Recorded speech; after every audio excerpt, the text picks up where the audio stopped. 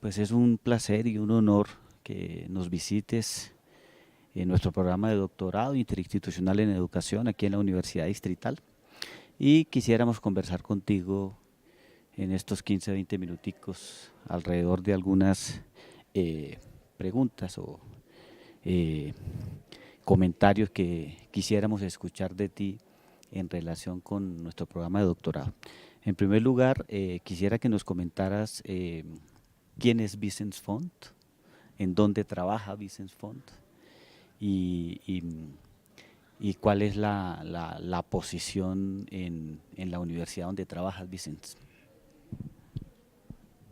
Ah, bueno, la pregunta, ¿quién soy?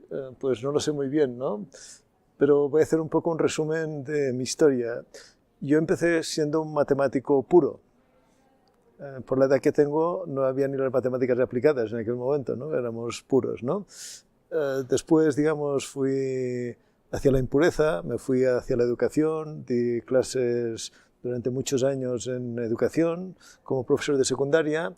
Y creo que si tuviera que decir quién soy, básicamente diría que soy un profesor de secundaria, porque la mayor parte de mi vida he estado dando clases de secundaria, ¿no? Ya a partir de una cierta edad, pues hice la tesis doctoral a los 40 años y a partir de aquí empecé a conectarme con la universidad y no hace más de 15 años que soy profesor a tiempo completo en la universidad, ¿no?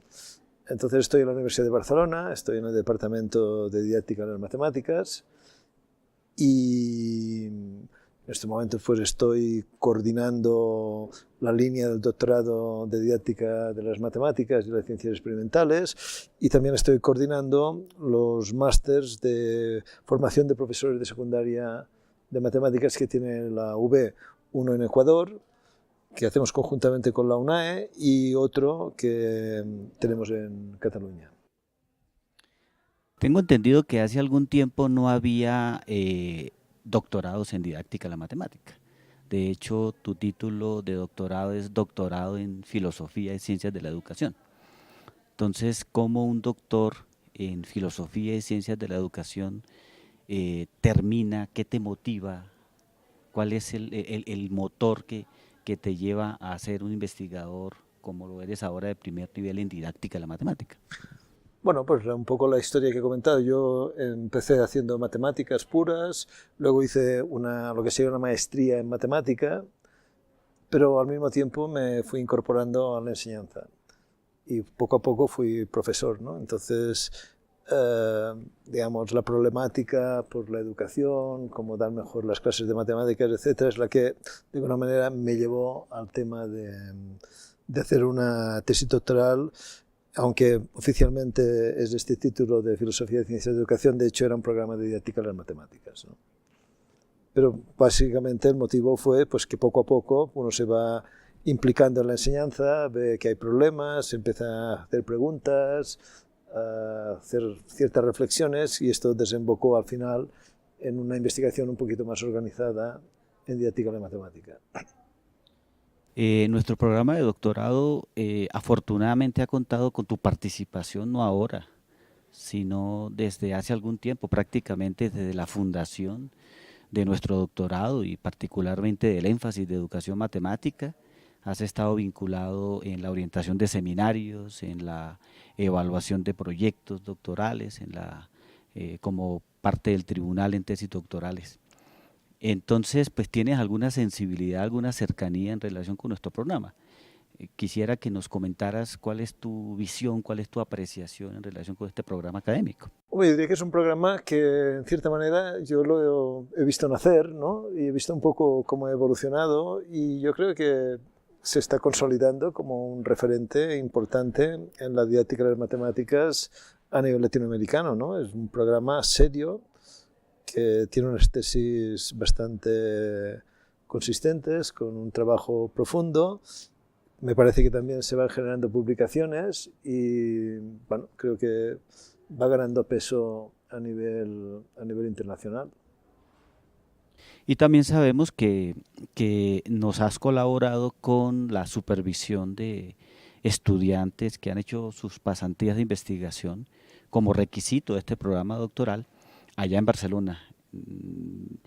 Me gustaría o nos gustaría que nos comentaras un poco sobre cómo ves el nivel de estos estudiantes que ingresan a nuestro programa doctoral cuando hacen su pasantía ya, que nos cuentes un poco sobre la experiencia de estos estudiantes.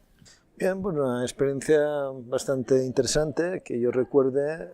He tenido como profesores visitantes 4 profesores de vuestro programa y la verdad es que bueno, es una experiencia muy interesante porque ellos vienen con un proyecto de tesis bastante avanzado y bastante elaborado y tú de alguna manera eh, participas en su recorrido, primero entendiendo cuál es su problemática, lo que están haciendo y luego colaborando con ellos, un poco dándoles tu punto de vista. Una experiencia bastante enriquecedora para nosotros que lo recibimos y considero que también debe serlo para ellos que hacen esta visita a una universidad extranjera. Creo que es interesante, ¿no? El problema, supongo que si fuese alumno me preocuparía por el tema económico de lo que significa estas pasantías, ¿no? Pero si quitamos este detalle, pues creo que son interesantes, ¿no? Tanto para el que recibe a los alumnos del doctorado como para ellos mismos, ¿no? Bueno, y dada tu experiencia en el contexto internacional como profesor visitante de programas de doctorado, digamos en otras latitudes,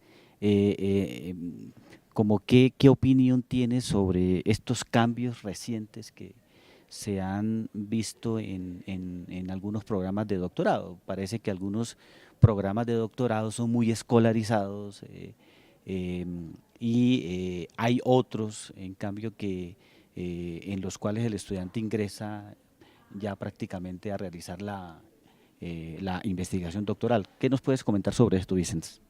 Bueno, yo lo que veo en general, tengo contacto con varios programas de doctorado en Latinoamérica, en diferentes países, y un poco la impresión que yo tengo es que en general, digamos, todos los programas de doctorado van mejorando, van teniendo más nivel y se nota que el futuro al final serán estos programas de doctorado más que incluso los europeos, ¿no?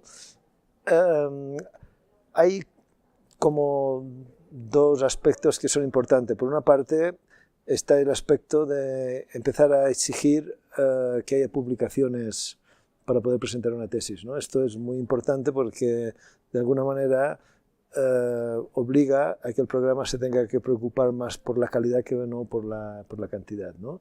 Esto es una tendencia que yo creo que es general y que se va a extender a todos los programas de doctorado, que para que alguien pueda defender una tesis tenga que tener alguna difusión de su trabajo y un cierto reconocimiento por la comunidad por el trabajo, ¿no? Esta es una característica. La otra característica, que yo creo que también va a ir a más, es separar claramente la fase de cursos y situarla en lo que sería la maestría y que la fase propiamente de doctorado sea una fase en que tú te integras en un grupo de investigación, participas en seminarios de investigación y vas mucho más focalizado a hacer la tesis doctoral, pero mucho más focalizado en un grupo de investigación que no hacer muchos cursos más bien generales como se hacía antes.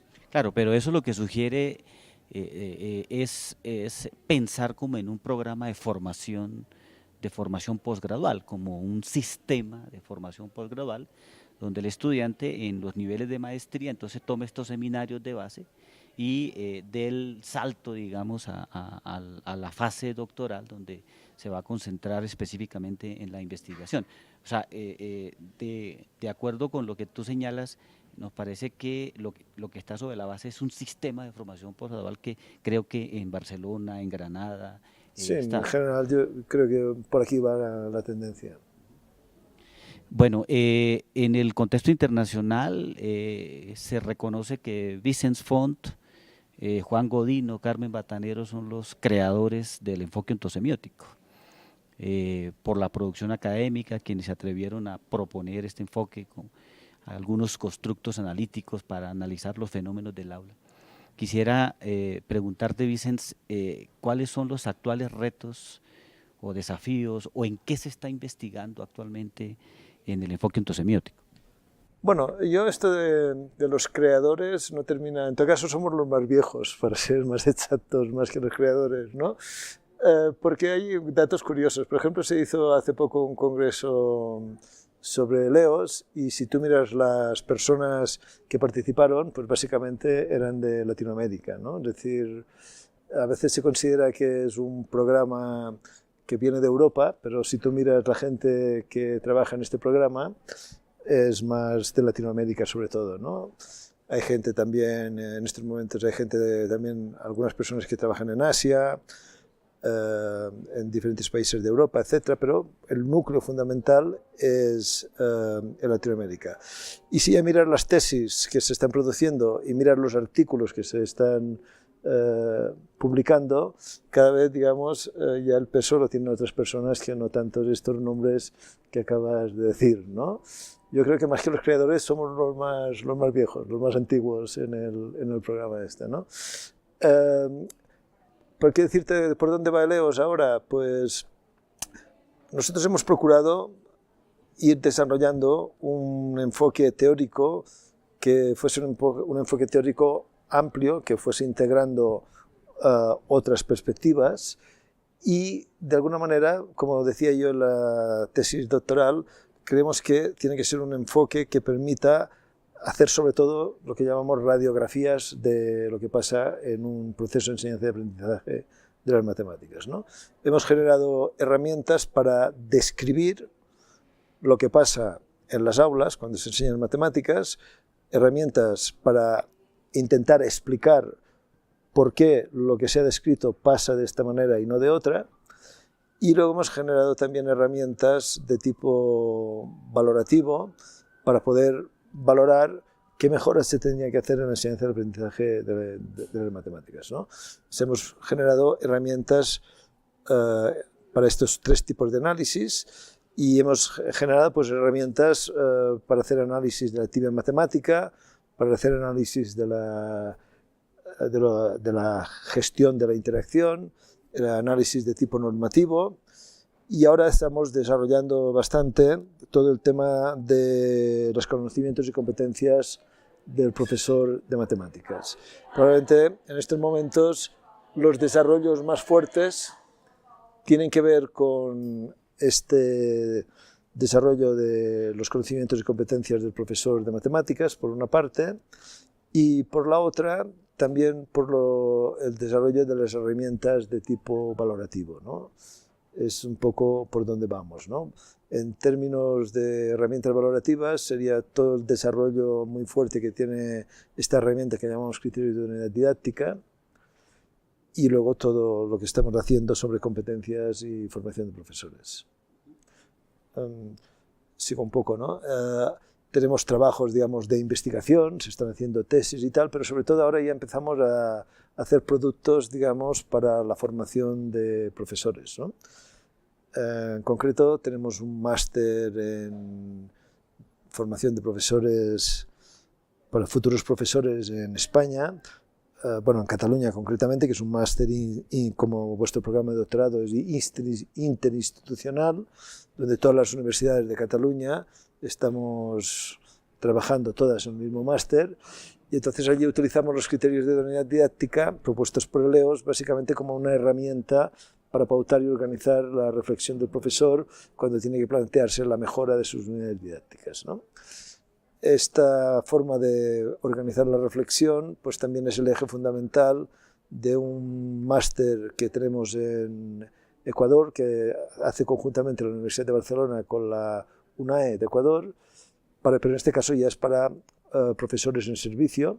Entonces estamos haciendo un máster para este profesorado, que ya hemos hecho varias ediciones, y también nos estamos organizando la formación, sobre todo alrededor de esta noción de idoneidad didáctica como herramienta para pautar la reflexión del profesor cuando ésta se orienta hacia la mejora. Y ahora en estos momentos también estamos empezando un proyecto importante en Panamá con la Universidad de Panamá para empezar. Estamos con un diplomado para maestros que también está un poco organizado alrededor de la idea de idoneidad didáctica, y parece que esto va a ir en aumento.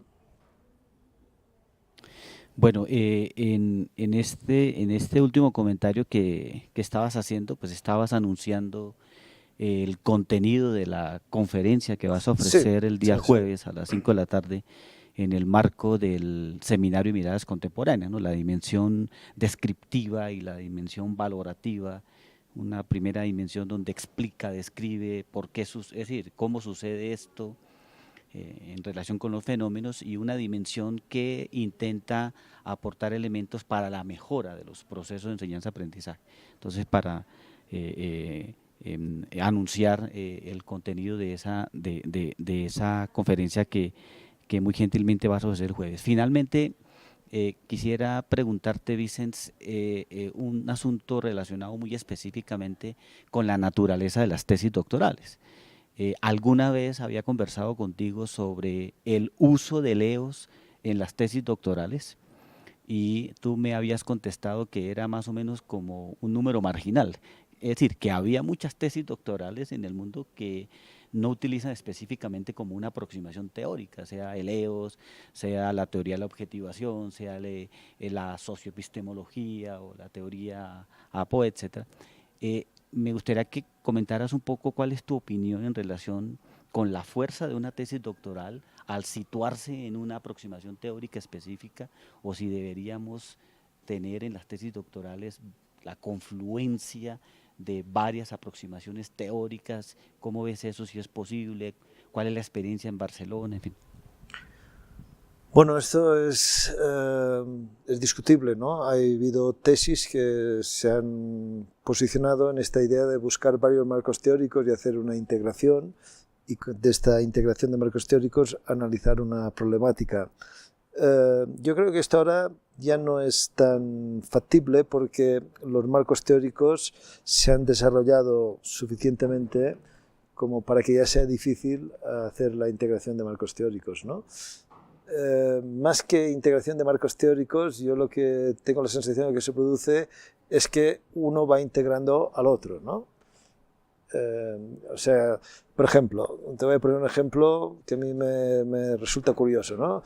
La teoría, la TAT, la teoría antropológica de lo didáctico, ¿no? Cuando nació, eh, hizo una reivindicación muy fuerte para despersonalizar eh, digamos, la investigación, porque consideraban que esto venía del mundo cognitivo, etcétera, ¿no? Entonces, una de las características diferenciadoras de Leos respecto a la TAT fue precisamente la dialéctica personal institucional, ¿no? Como un separador de este planteamiento despersonalizador que tenía esta teoría, ¿no?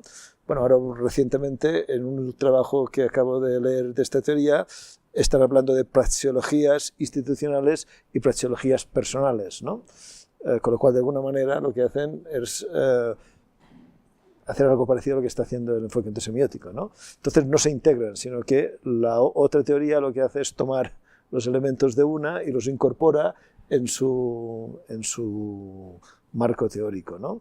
Y el EOS también está haciendo lo mismo con otras teorías, ¿no? Por ejemplo, la dimensión normativa, pues hemos tomado algunos aspectos de otras teorías, las integramos y las desarrollamos, etc. Pero entonces, más que integración de teorías, yo creo que lo que se van desarrollando y van tomando lo de otra, sin decir que lo toman de la otra, y lo adaptan un poco. Es un poco la impresión que yo tengo, ¿no? Vicent, muchísimas gracias por este espacio. Como lo señalé al comienzo, tú eres uno de los que ha estado desde el nacimiento del énfasis de educación matemática en este doctorado, y esperamos contar con tu valiosa participación y tus saberes permanentemente aquí en nuestro programa. Muchísimas gracias, Vicente. Muchas gracias por haberme invitado.